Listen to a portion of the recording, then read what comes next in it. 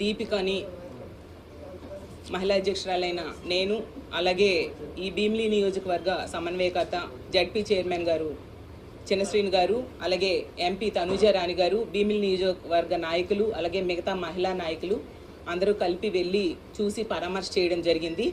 ఆ పాపని చూస్తే ఒక మహిళగా చాలా బాధ అనిపించింది. గుండె తరుక్కుపోయింది. ఆ తల్లి చనిపోయింది. ఇద్దరు తల్లిని ఈమెని కలిపి దారుణంగా కత్తితో దాడి చేస్తే పట్టపగలు తల్లి అక్కడికక్కడే రక్తపు మడుగులో పడి చనిపోవడం జరిగింది. ఈ పాపకి అంత గట్టిగా గాయమయ్యి అదృష్టవశాత్తు ప్రాణాలతో బయటపడింది. అసలు నిజంగా చాలా బాధాకరం. కుటుంబ సభ్యులైతే ఆ వ్యక్తికి ఉరిశిక్ష వేయాలని కోరుకుంటున్నారు. ఒక మహిళగా నేనైతే మాత్రం అంత తప్పు చేసిన వ్యక్తికి ఉరిశిక్ష వేసిన తప్పు లేదు అని భావిస్తూ ఉన్నాను. ఇలాంటి పనులు చేసే వాళ్ళకి కఠినమైన శిక్షలు వేస్తేనా ఇంకొకసారి ఇలాంటి పనులు చేయరు. వాళ్ళని చూసి భయపడి ఇలాంటి పనులు చేయడానికి దుర్మార్గులు భయపడతారు. ఈ రాష్ట్రంలో కూటమి ప్రభుత్వం అధికారంలోకి వచ్చాక వరుస సంఘటనలు మనం చూస్తూ ఉన్నాం. రోజు ఏదో ఒక సంఘటన.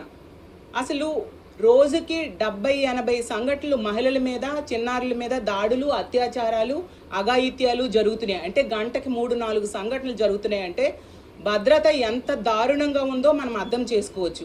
అంత దారుణమైన పరిస్థితులు ఇక్కడ ఉన్నాయి. ఎందుకంటే ముఖ్యమంత్రి గారు కానీ, డిప్యూటీ సీఎం గారు కానీ, అలాగే హోమ్ మినిస్టర్ గారు కానీ మహిళల భద్రతని పట్టించుకోవట్లేదు అనేది గత కొన్ని రోజులుగా జరుగుతున్న సంఘటనలు చూస్తే మనకు అర్థమవుతుంది. గత 10 రోజులుగా తీసుకున్నాం. ఈ దీపిక సంఘటన జరిగింది. ఆ తర్వాత రోజే తీసుకుంటే కంచరపాలెం, ఇదే విశాఖపట్నం, హోమ్ మినిస్టర్ గారు నివాసం ఉంటున్న జిల్లా. ఈ జిల్లాలో కంచరపాలెంలో ఒక మానసిక వికలాంగురాలిపై అఘాయిత్యం జరిగింది. అలాగే అప్పుగారి ప్రాంతంలో మనం చూసాం, ఒక మైనర్ బాలిక మీద అఘాయిత్యం, అత్యాచారం చేయడం జరిగింది. అలాగే చంద్రబాబు నాయుడు గారి నియోజకవర్గం కుప్పంలో గిడ్డగానిపేంట గ్రామంలో టీడీపీ కార్యకర్తే ఒక మైనర్ బాలిక మీద లైంగిక దాడి చేస్తే ఎంత ఘోరం అంటే శీలానికి ₹1,00,000 వెలకట్టడం జరిగింది. సాక్షాత్తు ముఖ్యమంత్రి గారి సొంత నియోజకవర్గంలో మహిళల మాన ప్రాణాల పరిస్థితి ఎంత ఘోరంగా ఉంటే, ఎంత గతి పడితే ఇంక ఏమనుకోవాలి చెప్పండి. అలాగే హోమ్ మినిస్టర్ ఇన్ఛార్జ్గా ఉన్న జిల్లా విజయనగరం జిల్లా గరివిడి మండలంలో మనం చూసాం. ఇలాగే ఒక అమ్మాయి మీద దాడి చేయడం జరిగింది. మా చిన్నశ్రీని గారు మొన్ననే వెళ్ళి పరామర్శ చేయడం జరిగింది. అలాగే తీసుకుంటే అదే విజయనగరం జిల్లా, ఇదే హోమ్ మినిస్టర్ గారు ఇన్ఛార్జ్గా ఉన్న విజయనగరం జిల్లా ఎల్కోట మండలంలో 4 సంవత్సరాల చిన్నారి మీద అత్యాచారం.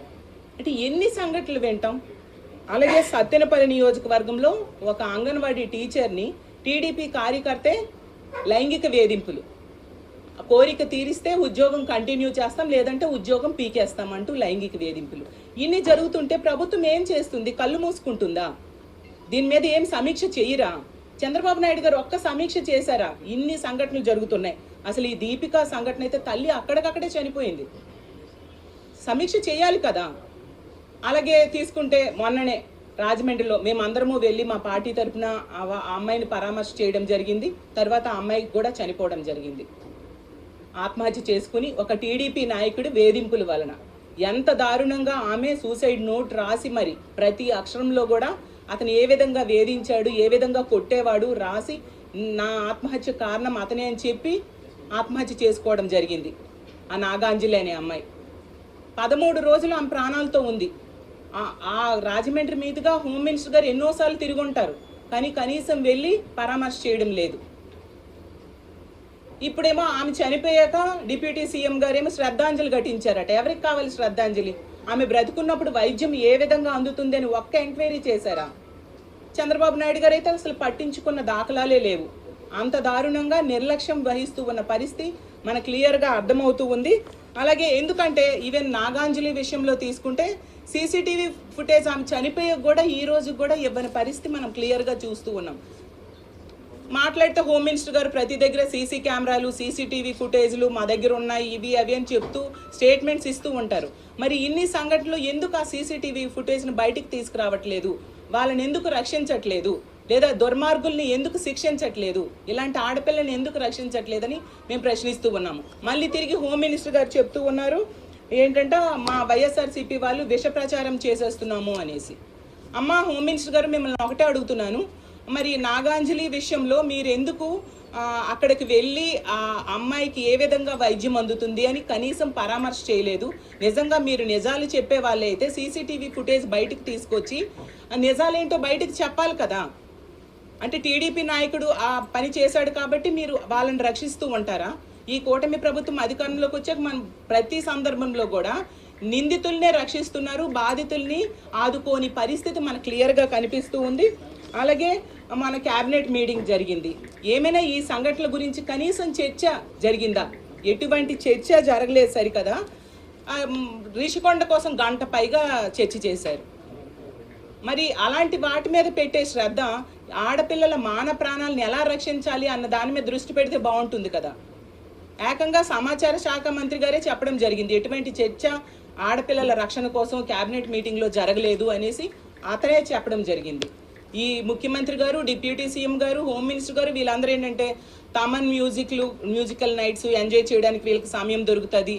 అలాగే స్కిట్లు, వెహికల్ చేష్టలతో స్కిట్లు ఎమ్మెల్యేలు చేస్తే దాని దగ్గరికి వెళ్ళి ఎంజాయ్ చేయడానికి, హ్యాపీగా వెహికల్ నవ్వులు నవ్వడానికి వీళ్ళకి సమయం దొరుకుతుంది. కానీ ఆడపిల్లల మీద ఇన్ని ఘోరాలు నేరాలు జరుగుతున్నాయి, అఘాయిత్యాలు జరుగుతున్నాయి, వాటి మీద సమీక్ష చేయాలి, వాళ్ళకి పరామర్శ చేయాలి, కుటుంబాన్ని ఆదుకోవాలి, ఎక్కడ కనిపించదు. ఇన్ని సంఘటనలు 10 నెలల్లో జరిగితే మా జగన్మోహన్ రెడ్డి గారు వెళ్తారు అంటే వీళ్ళు స్పందించి మంత్రులు వెళ్తారు.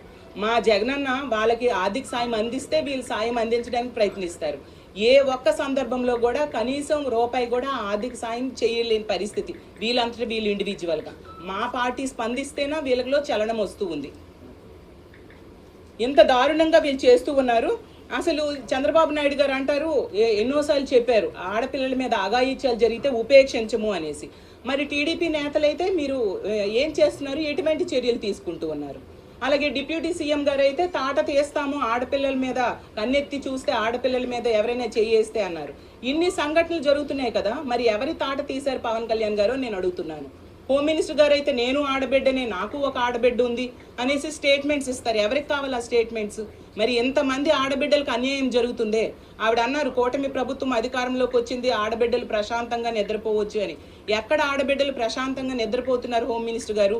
మీరు నివాసం ఉంటున్న విశాఖ జిల్లాలో, అలాగే మీరు ఇన్ఛార్జ్గా ఉంటున్న విజయనగరం జిల్లాలో కూడా ఇన్ని సంఘటనలు జరుగుతున్నాయి. మీరు ఏమి చర్యలు తీసుకున్నారని అడుగుతున్నాండి. వీటన్నిటికీ కారణం మద్యము, గంజాయి, డ్రగ్స్ అయితే గతంలో ఈ రాష్ట్రంలో ఎప్పుడూ లేనట్టుగా విచ్చలవిడిగా దొరుకుతూ ఉండే పరిస్థితి.